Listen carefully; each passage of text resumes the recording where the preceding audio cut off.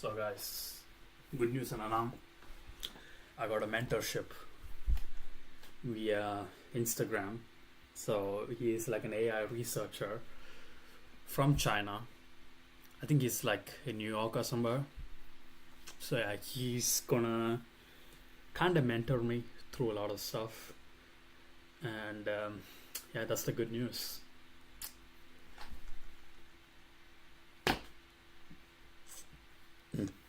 Finally, someone. It took me 30. I mean, yeah, it took me like a lot of time, honestly. But finally, we got a mentor who's gonna guide us through this shit. And yeah, I'm not gonna show who he is. I want to keep him private. But yeah, let me just pull up all the resources. He just gave me a lot of resources to look at. So I'm gonna create another folder. It's gonna be called Step Fun .ai because that's the website. I mean, that's the AI model or whatever. And he I don't wanna dox him, but he gave me a couple of things to like look after, which is I don't want to show his thing.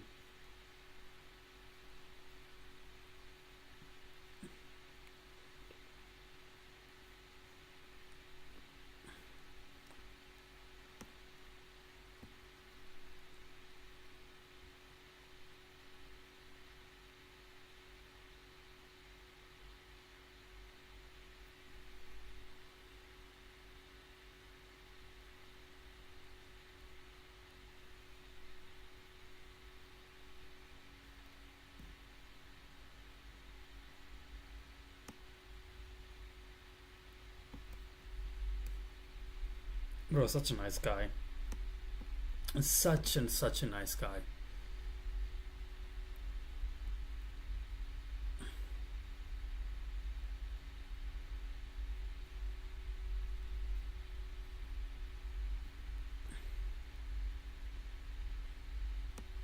I need to look into Valet, whatever this is.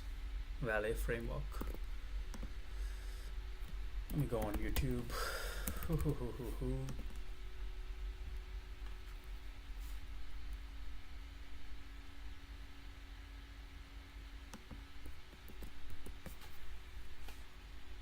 Wait, what? Did I see that?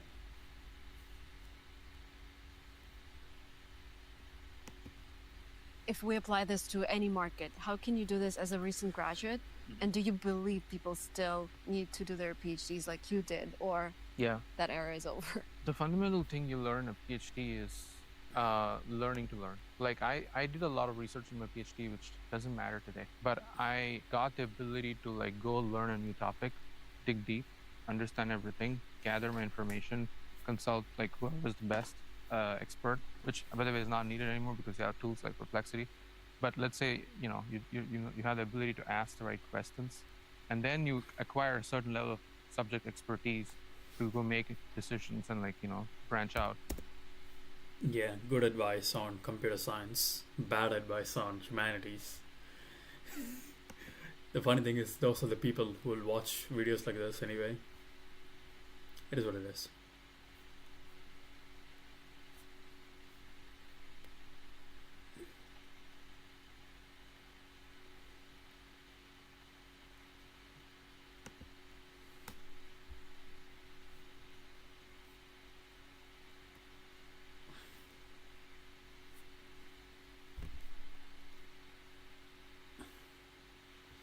So this is something that I need to look into. What's the next one?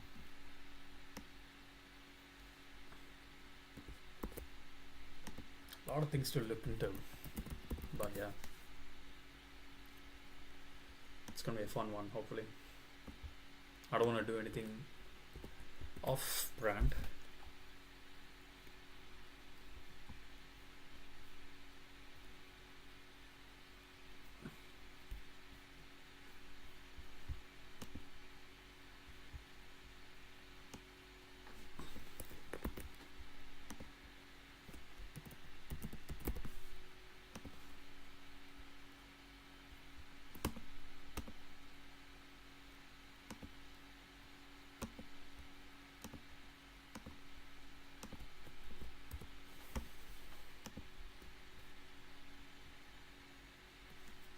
truly can understand and operate and put these three blocks together. Such a nice guy, man.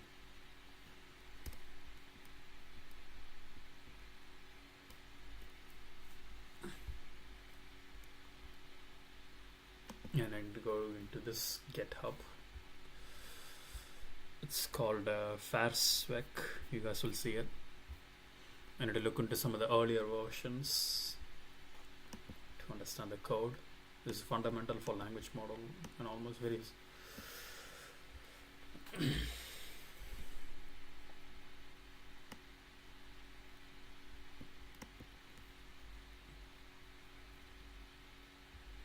such a nice guy.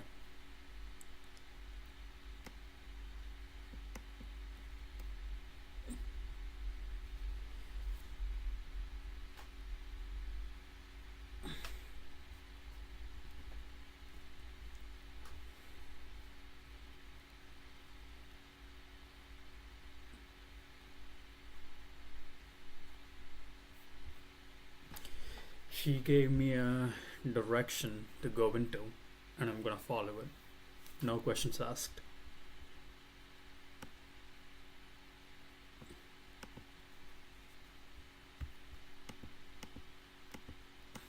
So these are the topics that is needed. And let's just, I'll actually start the stream.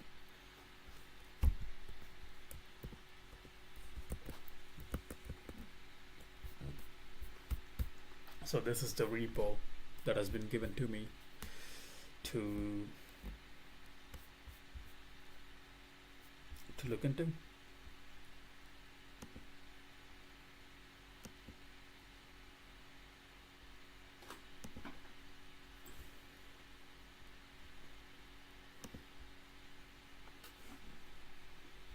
I don't know what I'm gonna look at, but I'm assuming it's gonna be a lot of code. Let's get into it.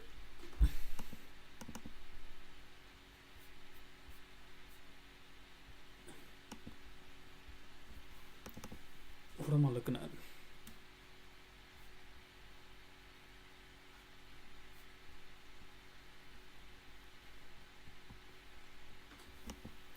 It's 2 megabytes. Let's look at, it's been a very long time since the release of 4.9. Nearly a year ago. It has been numerous changes and new features added since then. We have tried to summarize below. While this release carries the same majority version as previous thing, if you have code that relies 0.09, what is this, by the way? Facebook research. How many people are using it? Issues, pull request.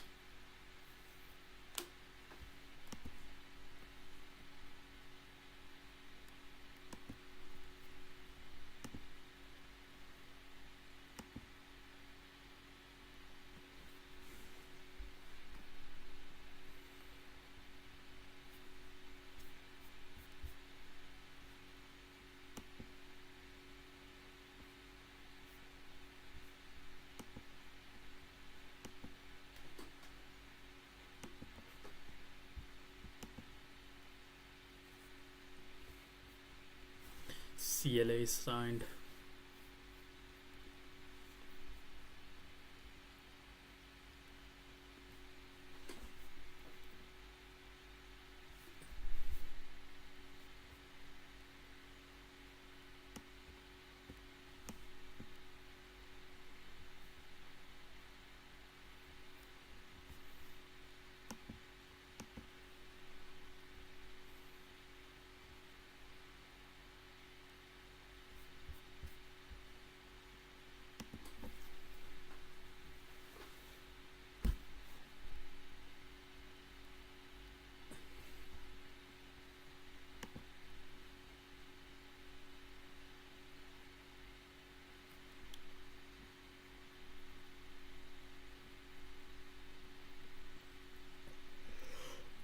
Okay.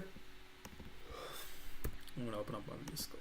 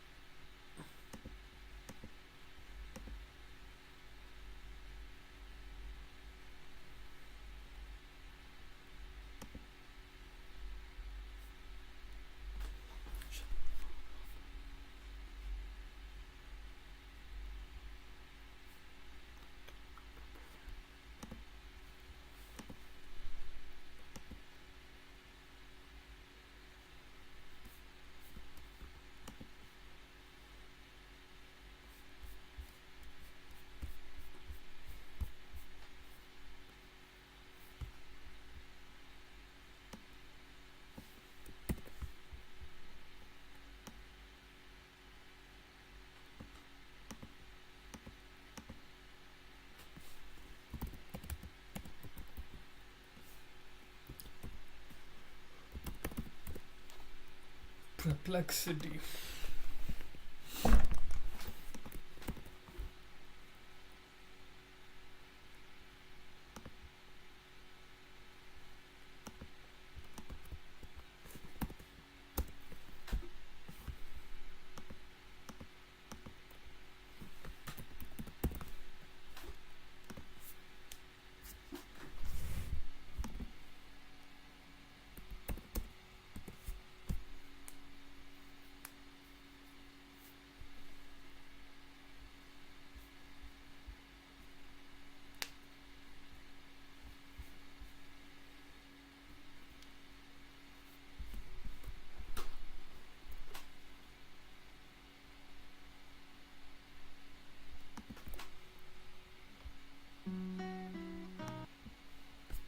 영어 같은 거는 26개란 말이에요. 그러니까 훨씬 더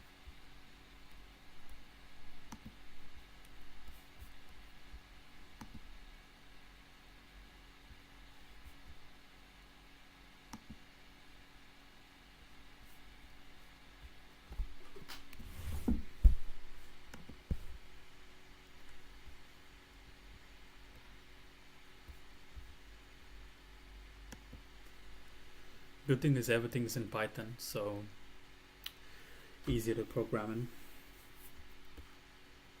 So what does it actually do? What does this thing actually do?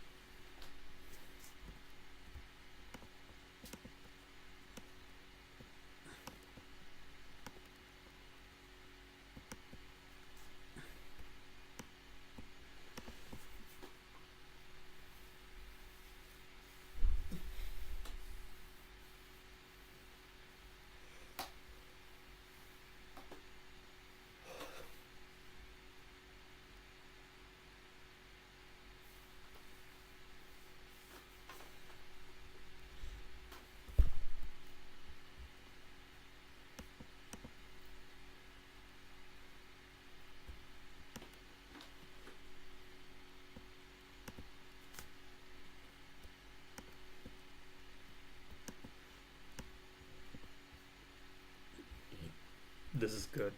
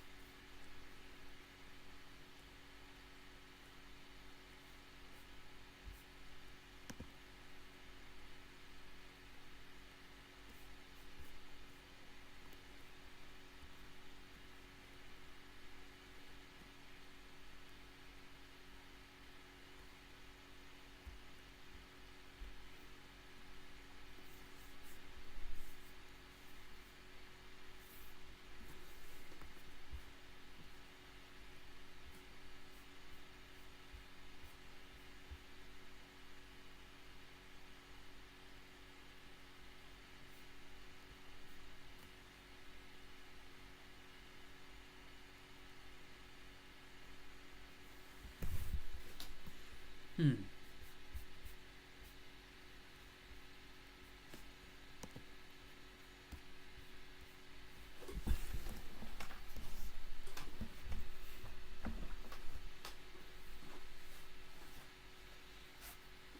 How do I turn this shit off, Loki?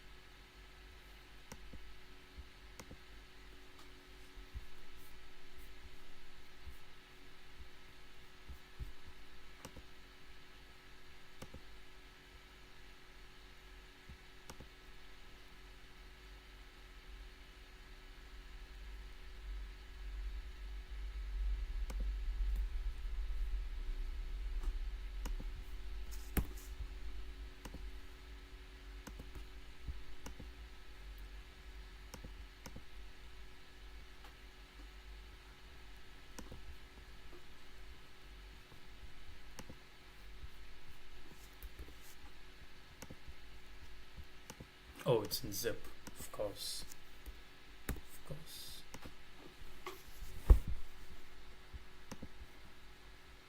So this is the main model. This is the early model. We need to extract it.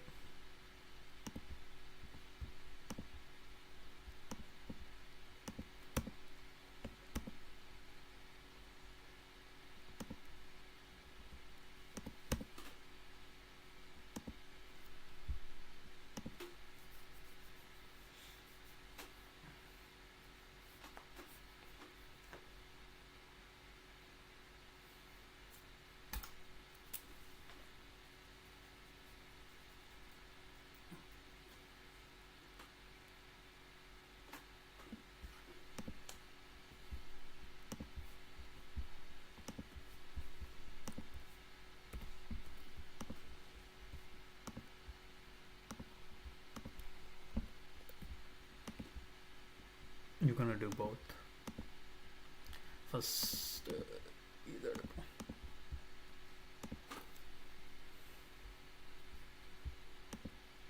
Okay. This is in PyTorch. What is it actually? Let's read it.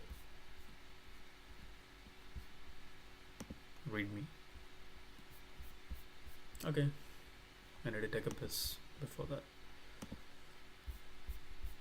So what does it actually generate? .py. Regex request Sacramento torch subvert and empty. Okay.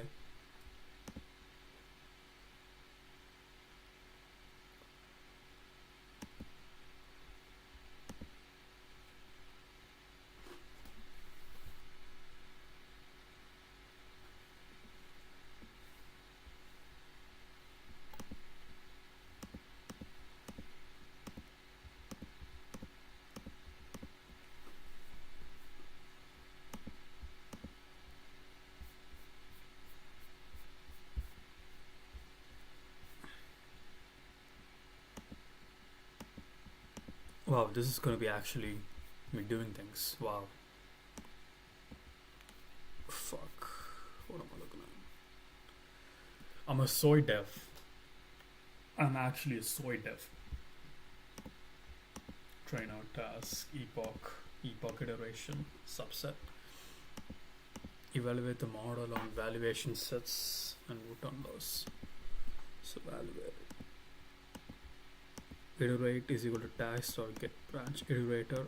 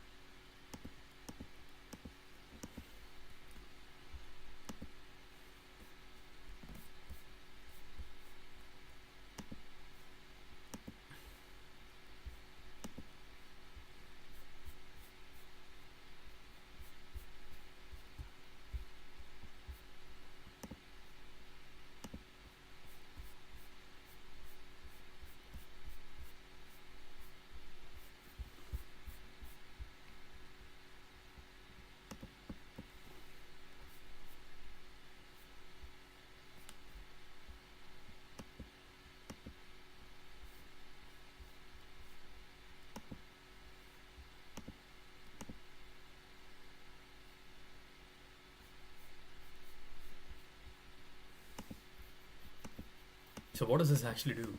Like, is this just a program that runs on large data sets?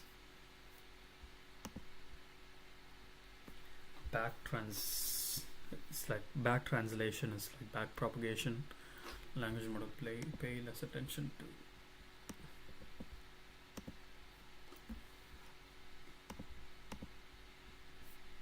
This is the actual document.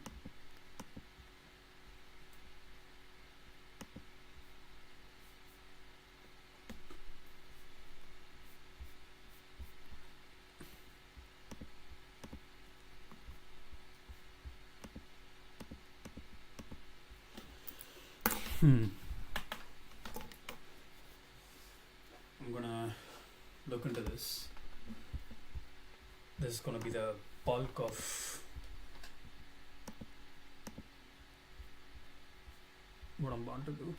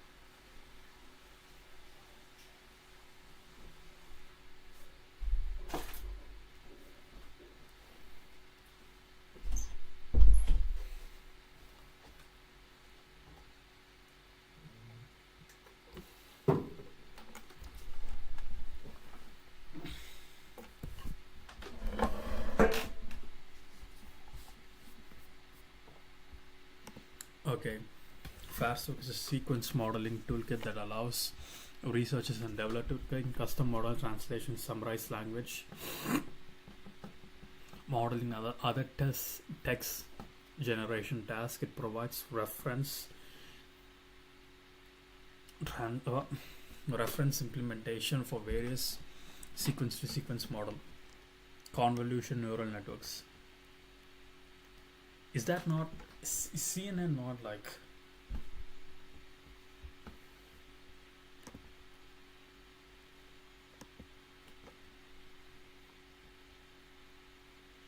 classical structured prediction loss to sequence learning?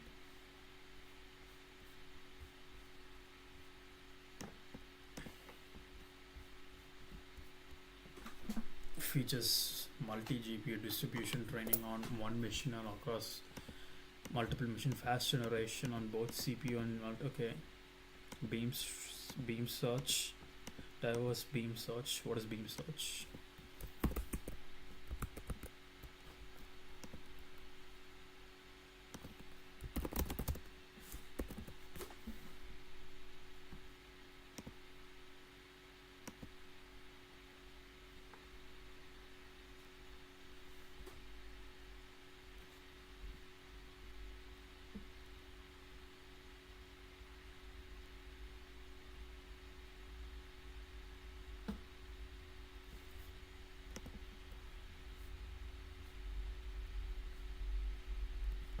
Bird flying,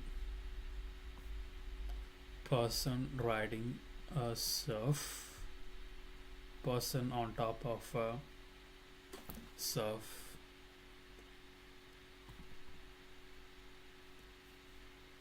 black and white photo in front of water, stop, water way down a beach,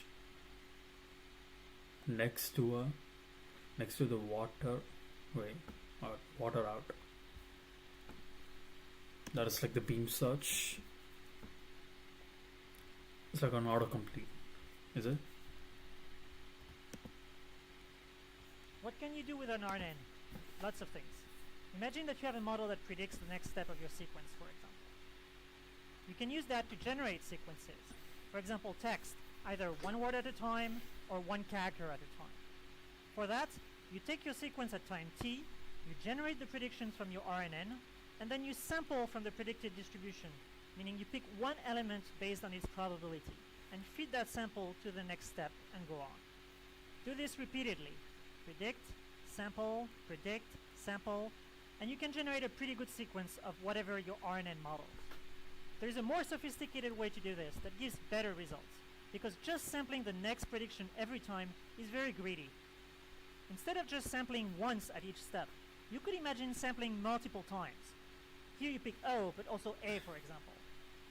Then you have multiple sequences, often called hypotheses, that you could continue predicting from at every step. You can choose the best sequence out of those by computing the total probability over all the characters that you've generated so far. By looking at the total probability over multiple time steps at a time, you prevent the sampling from accidentally making one. Hello everyone, you probably know about Bing Search already. It's a way of generating text. But still, there's a bunch. This clip is funny as hell. Okay, what is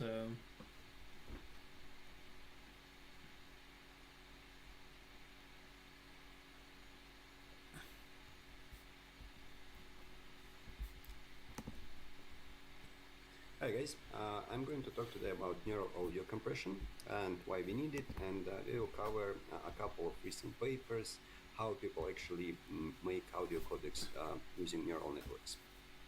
I'll talk a little bit about Wally, because Wally actually uses results from this paper, and not only results, it uses actually code and to create model from this paper in codec. And I will touch this paper, SoundStream, because actually in codec is a slight development or incremental improvement over SoundStream, as it seems for me. I may be wrong, but it seems like this. And actually SoundStream, what they've done, they improved this paper where people used vector quantized variational encoder for bitrate speech coding. All links are here, and the presentation will be linked in the video below. More precisely, we'll talk about these two papers, encodec and SoundStream. So first of all, let's talk about audio codecs. Just a couple of words: why we need them, what it is, and how people use them. Audio codecs, it's some procedure to compress our audio signal, so we can transmit it using digital transmission tools, let's say 5G, 4G, whatever, using just internet tools, transmit it to some another device. So for example, it can be used for radio transmission. For example, you use walkie-talkie, and actually your signal, your speech can be compressed there, so it would require less demand for bandwidth, sorry for the pronunciation, to transmit the data.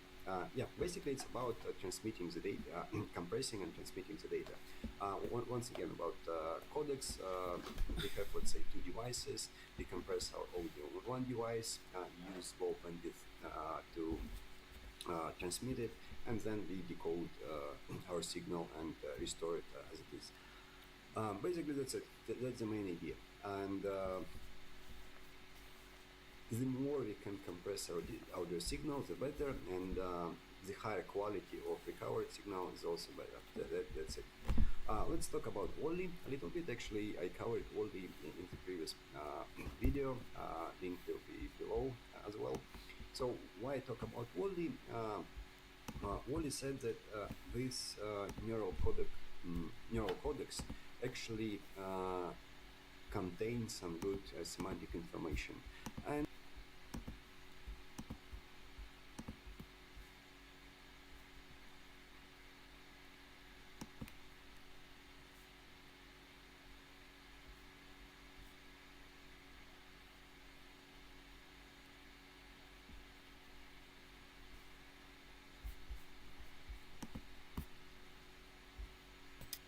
hello everyone, in this short video presentation I'll talk about Wally, this paper from 2023 by Microsoft.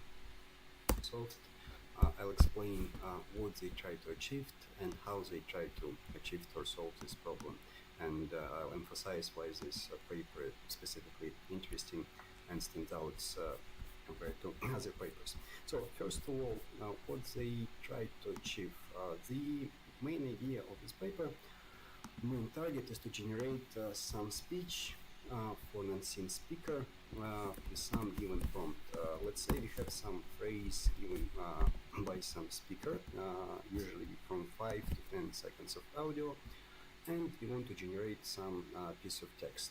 For example, we are given this piece of text and we want to generate it, and we want to generate it using this voice. And the only thing we have this like maybe 5 seconds of audio. Let's Told his visitors as he lighted a pipe with So we have this phrase, right? It's totally different from this one, and we want to generate this phrase given this speaker prompt. But basically, we want to clone this voice. Let's see how this model works. instead of shoes. The old man wore boots with turnover tops, and his blue coat had wide cuffs of gold braid. Yeah, it works quite nicely. And let's hear how ground truth sounds like. Ground truth in this case, the same speaker. He read this line of text by himself, or he just found it somewhere, putting this line. Instead of shoes, the old man wore boots with turnover tops, and his blue coat had wide cuffs of gold braid. And generate the speech again. Instead of shoes, the old man wore boots with turnover tops, and his blue coat had wide cuffs of gold braid. So we hear that these two audio records sounds quite alike. Of course, if we kind of hear more carefully, we can distinguish and figure out that this audio was generated. But anyway, that sounds pretty cool. And for example, if we use it in some applications, we can say that this audio degradation was caused not by generating a generated system in this case by this model, but maybe due to some signal transmission, bad connection, or anything else. So in real-world applications, this is quite good enough. Let's say this quality is good enough. Anyway, let's get back to the paper and discuss how they achieved these good results.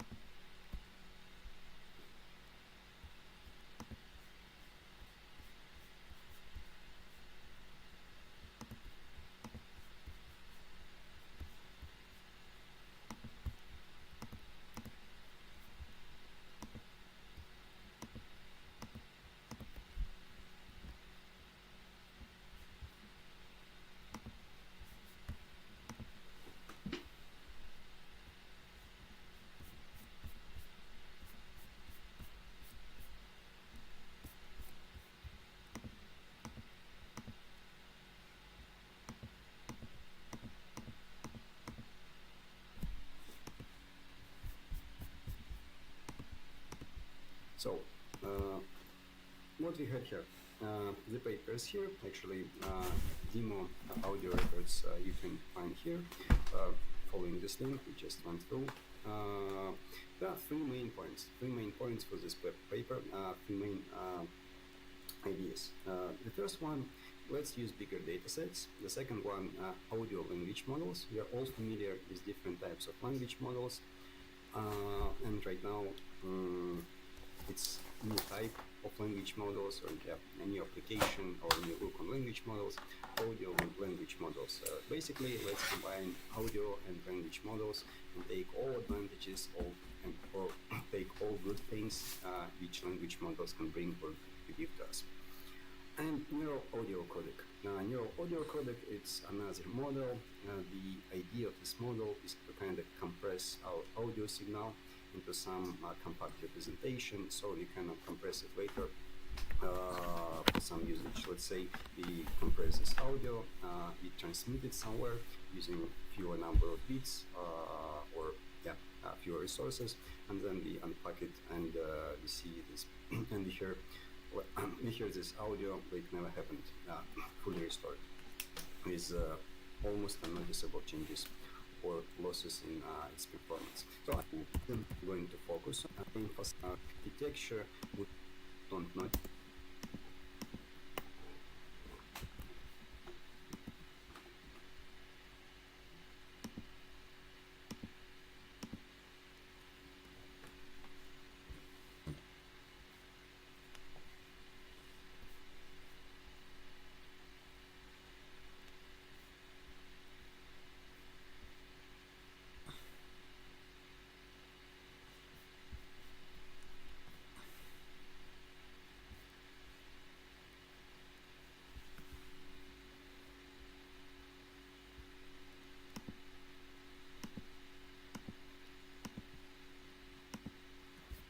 Okay, let's just read this shit. Neural codecs language models are human partially zeros short text to speech synthesizer. Okay, these are the people who did it.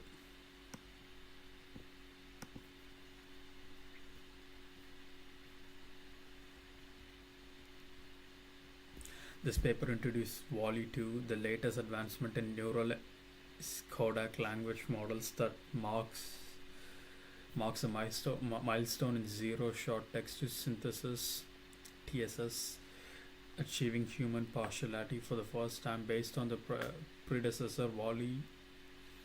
The new iteration introduced two significant enhancements. Or sampling refines the original nuclear sampling process by accounting a token of replication and decoding history. It is only synthesized for decoding, also circumvents the infinite loop issue. What is the infinite loop issue?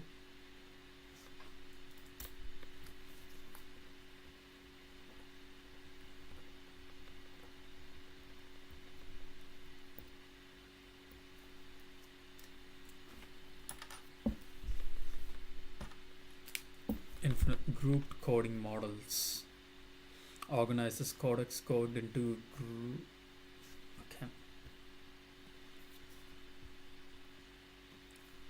groups, effectively shortening the sequence of length, which not only boosts interference speed by... What are they even talking, bro? Should I go on?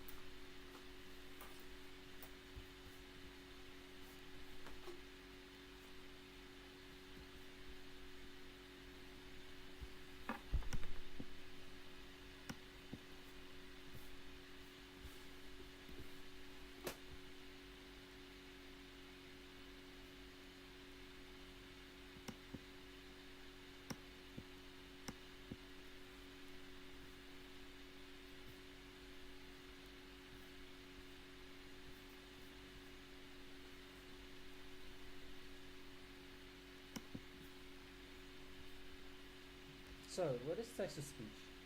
I think you already guessed it, it's pretty self-explanatory.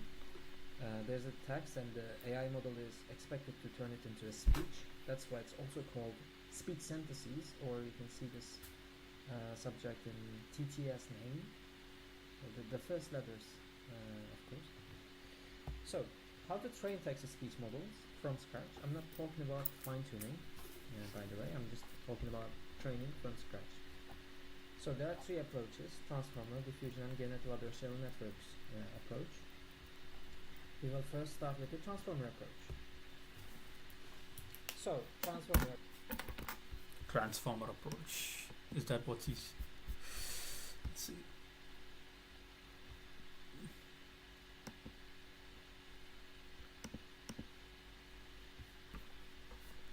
Um...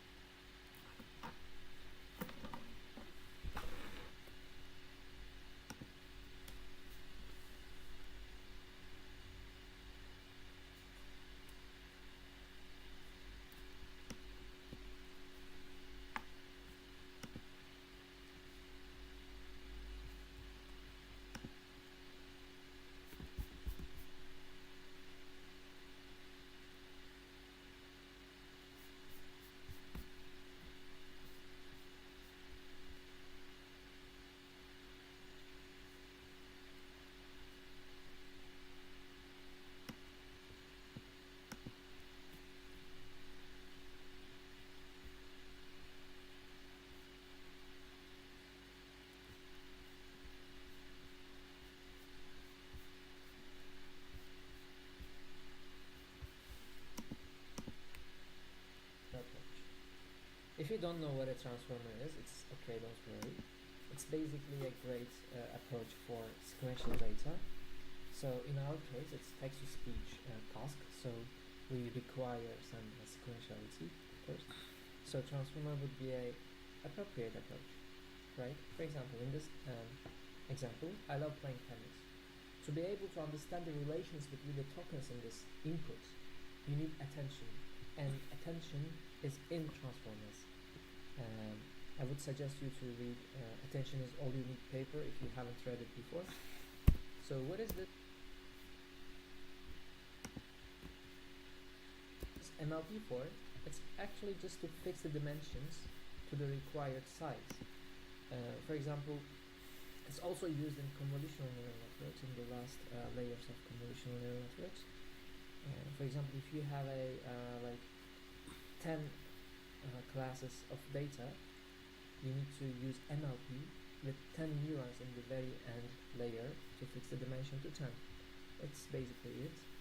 So let's say your model is creating a voice like as this little red dots here, and the blue dots here are the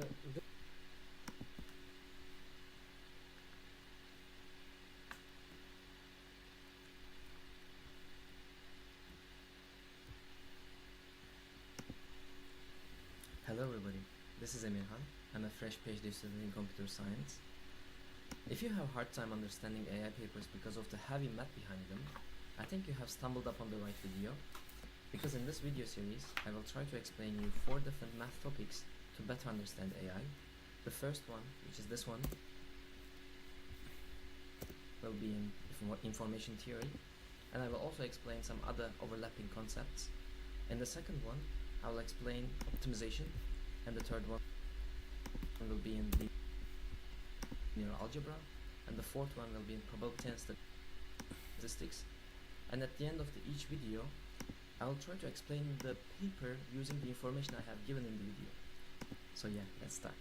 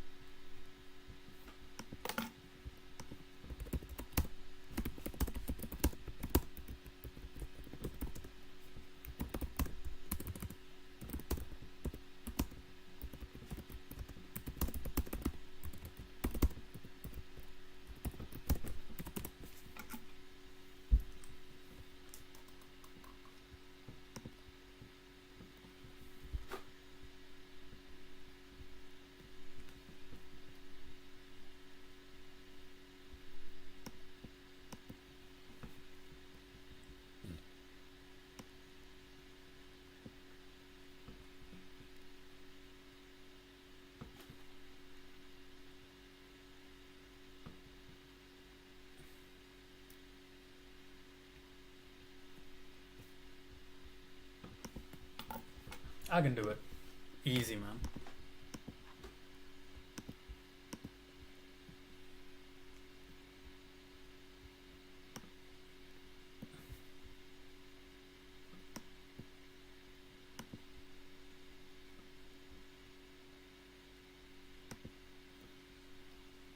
Fuck's sake.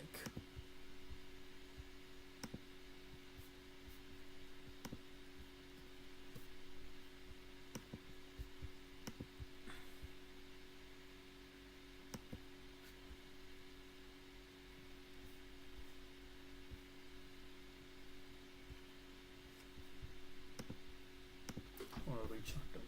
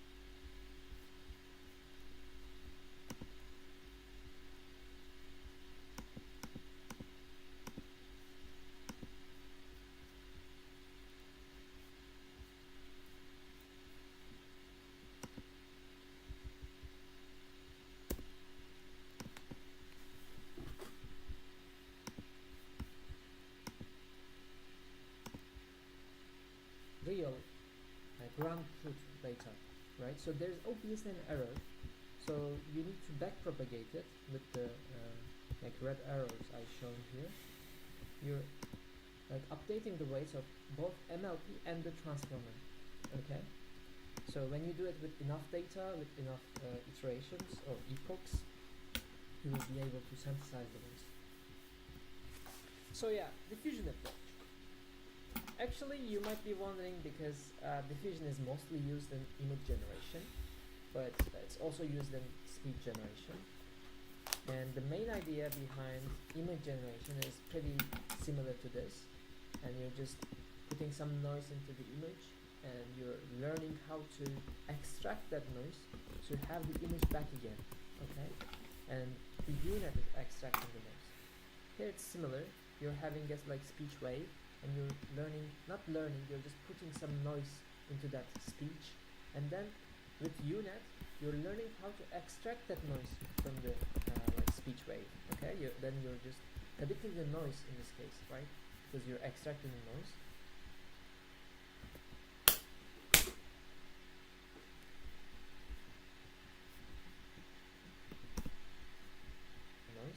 So what to extract is the noise, predicted noise to extract. So in this case, for example, I love playing tennis, and you're having a random noise with it. Then you're predicting the noise in this random noise, and then when you subtract the predicted noise from the random noise, you're having the like speech wave. So you're just comparing the speech wave you just subtracted here, and then with the actual voice, with the ground truth, and then you're backpropagating the error. That's image or voice. Predicted thing is, and they used representations produced.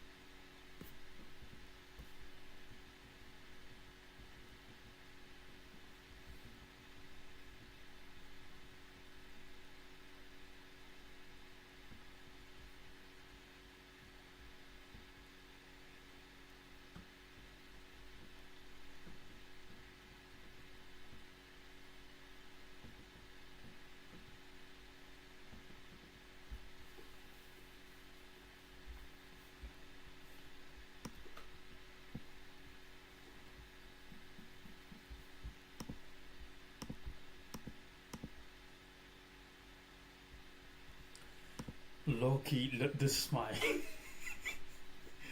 this is like a perfect representation of what's going on right now. Hi, I'm Hannes. Hey, I'm Ronald. And last week together we made a workshop about speech recognition that we got. And one of the parts of that workshop was about the technology behind it. And to be honest, it's not our field of expertise at all. So we had a hard time reading a lot of stuff, a lot of technical stuff. And we never found a video that explains it easily. And now that we put a lot of effort in it, maybe it's time that we put this video online. So here you have it, speech recognition for dummies. Oh yeah, and by the way, last week we had help with the experts called Uberly and Ethan, and those two guys are also going to come back to Enjoy.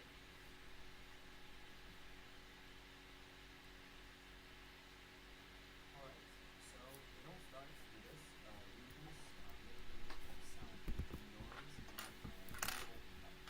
Actually, should we call that an analog environment as it is rather than an electronic environment? Needs visual data to be used. So that's why the first piece of software that we use is what we call an analog visual converter. Actually, you can name that also a microphone. Hey Eugody, can you help the people here understand how a microphone works? Okay, sure, I'll help. I'll pretend to be a microphone converting a sentence from analog to digital. Which phrase do you want me to use? How you doing? Alright, let's go. In order for humans to see a conversion, we, computers, use a visualization called spectrogram. To create the spectrogram, 3 main steps are needed. First, I capture the sound wave and place it in a graph showing its amplitude over time. As you can see, the amplitude units are decibels, and you can even guess here the keywords in the set. Second, I chop this wave into blocks of approximately a second.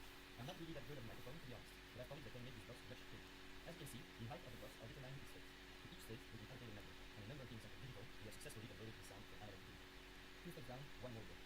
Even if the data is recognized, we are still missing something. In the speech recognition process, we actually need 3 elements of sound: its frequency, its intensity, and the time it takes to make. Therefore, we will be using a super complex formula called fast Fourier transform to convert the graphic current series into what we call perspective.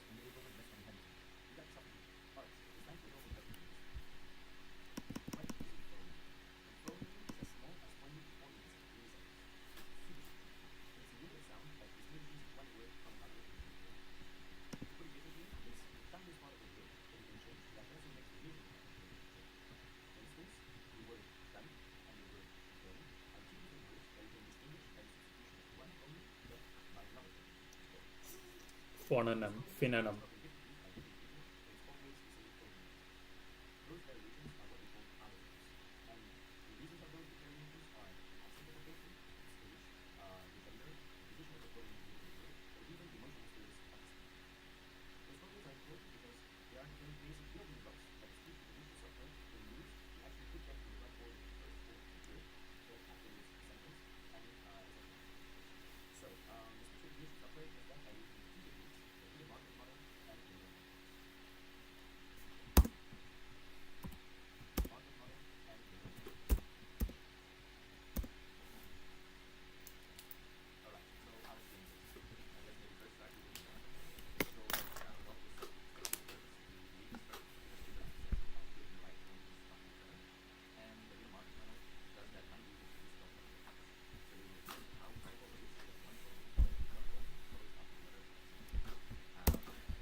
Let's take a word like, I don't know,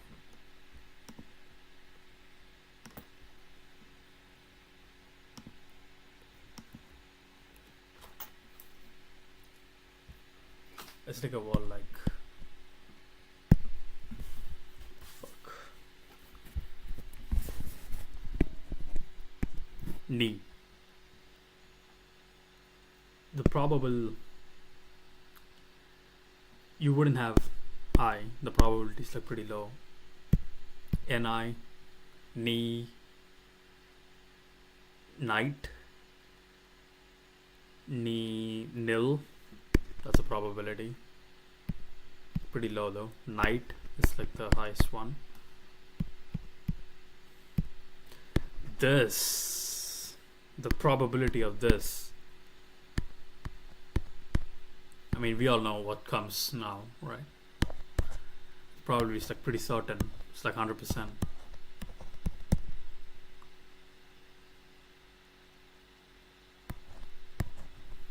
Could be just something like that, right? That's to do with probability, I assume.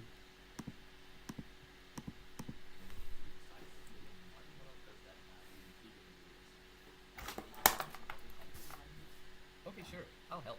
I'll pretend to be a speech recognition system using a hidden Markov model. Which phrase do you like me to use? Alright, let's go.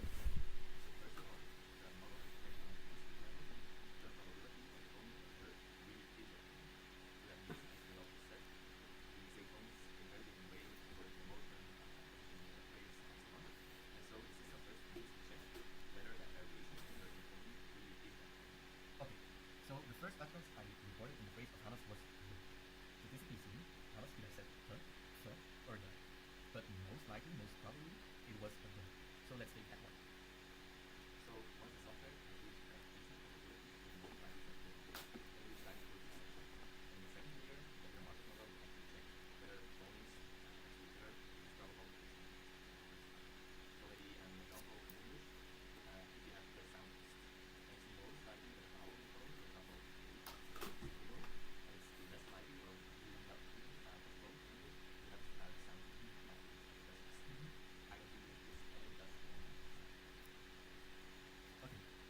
after the done, I heard an oh. So this is seen is actually quite probable that the O follows after the D. So let's see. After that, I also heard an L. And again, it's quite probable that an L follows after an O. So I think I put together the first phonemes to make the words. The word doll. Let's see about that behind. Because in the third layer, now the software will check on words. So it will check whether words standing next to each other is as probable. So for example, we will also check the human verbs and the C verbs, the traits, the adverbs, the subjects. Well, I think I already have to go back to the second layer again. Because while we were talking, I put together the second word and it's fins. The both fins. It doesn't really make sense. So let me go back to the second layer and reassess. You probably said dolphins. Alright. Now the next one is I put together maybe the word swim and the word test. But now my phrase doesn't really make sense because I have two verbs. So let me maybe check test again. I need to find an adverb that sounds like test so that my phrase is grammatically correct. So let me go back to the previous layer again. And I already see it. It seems like the H in the first layer can also be a F. And then it makes fast. Dolphins swim fast. That's right behind. Now people who sometimes dictate to their phone, they may already have seen this pattern. So the more eager you give to your phone, then maybe that sometimes the words in the beginning of the phrase is not changing because the system and the provider knows what you're trying to say or not trying to say. So that's why it changes sometimes. So in short, about the hidden mark, they have a great fit with the sequential nature of speech. However, it's not reflective. Also, the all varieties of the phonemes cannot be perfect. It's too much. Alright, next to the remarks model, we also have the neural network. So let's start with that one. The good thing about the neural network is that this one is sequence. So as the name says itself, the neural network is actually the working of it is based on our brain. So a lot of nodes that are both.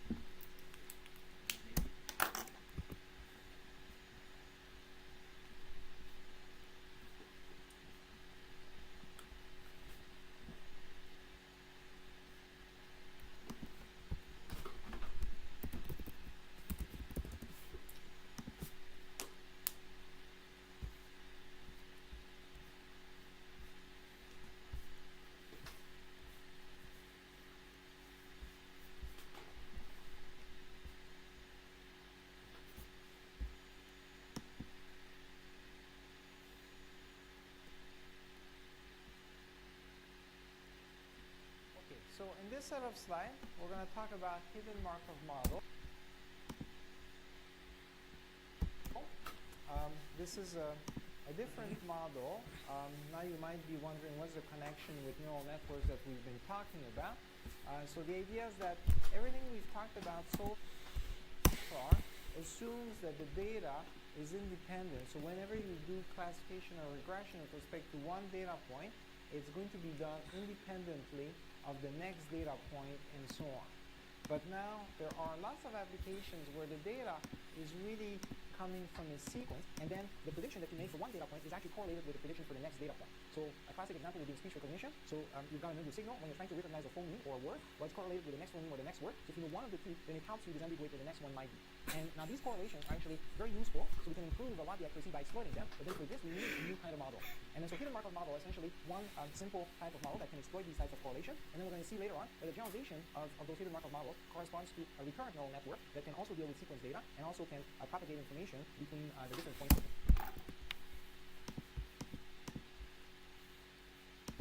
How long have we been streaming?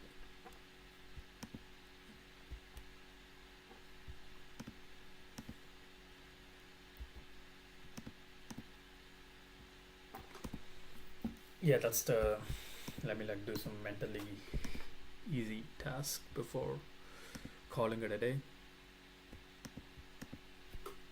So yeah, I think that's about it, honestly.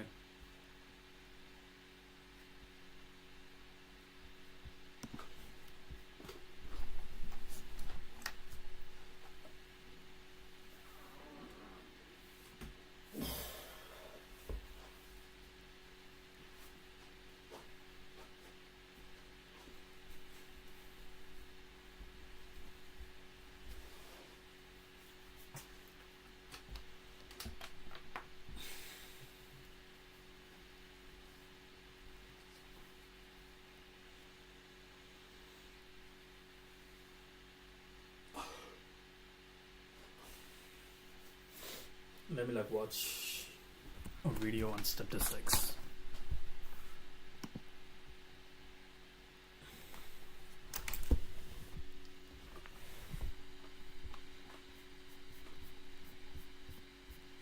Let me just read this shit.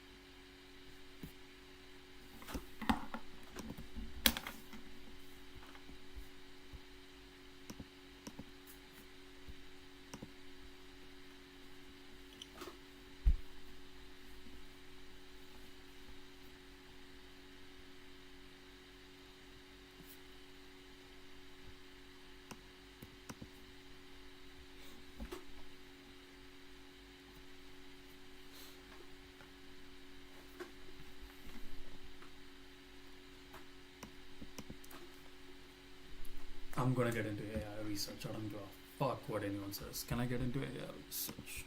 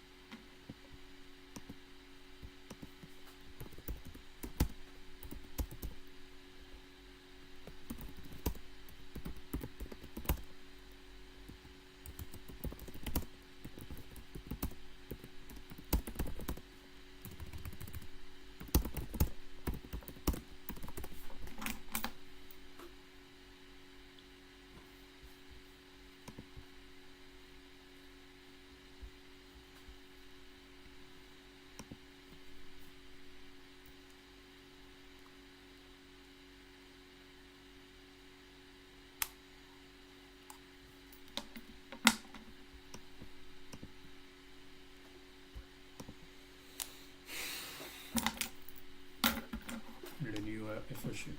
What are the projects that I'm be working on?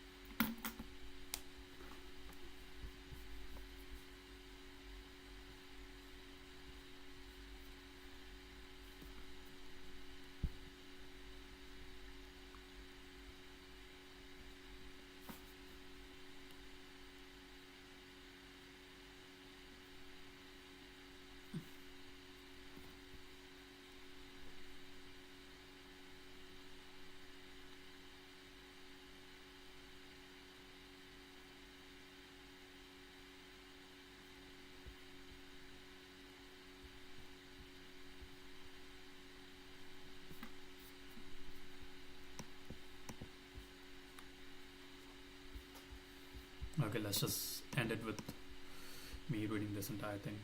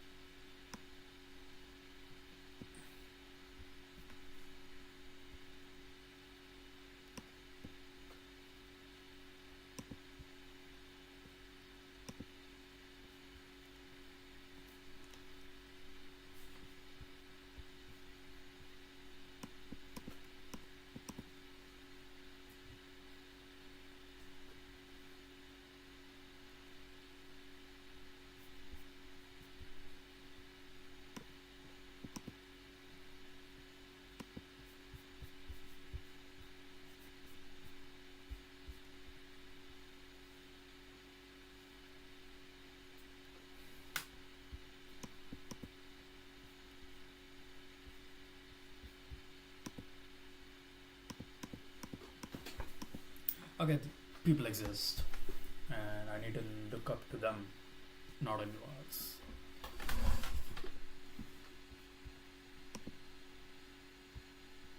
Fuck.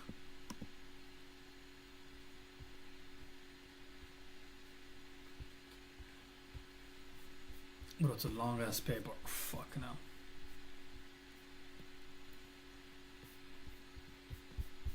I want someone else to read it for me.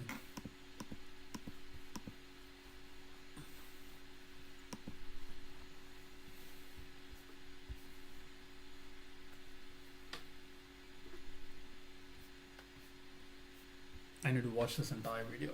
Fuck.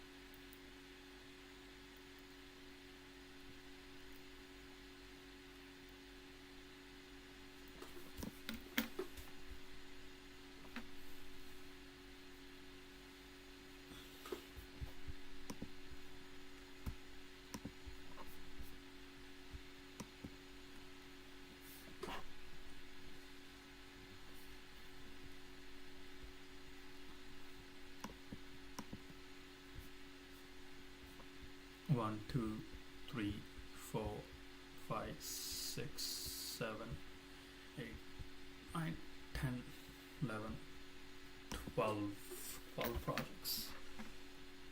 I mean, I can do some.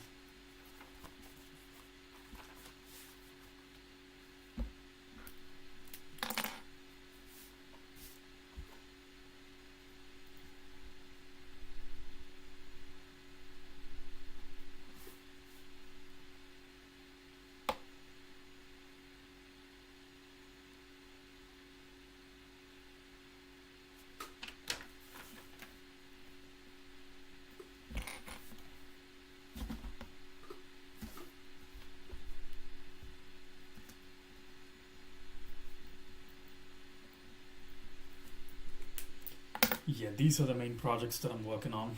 I mean, this is the main project that I'll be working on for the next couple of months. Yeah,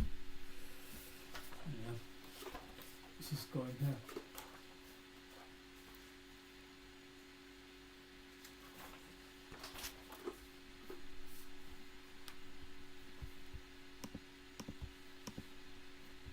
Okay, I think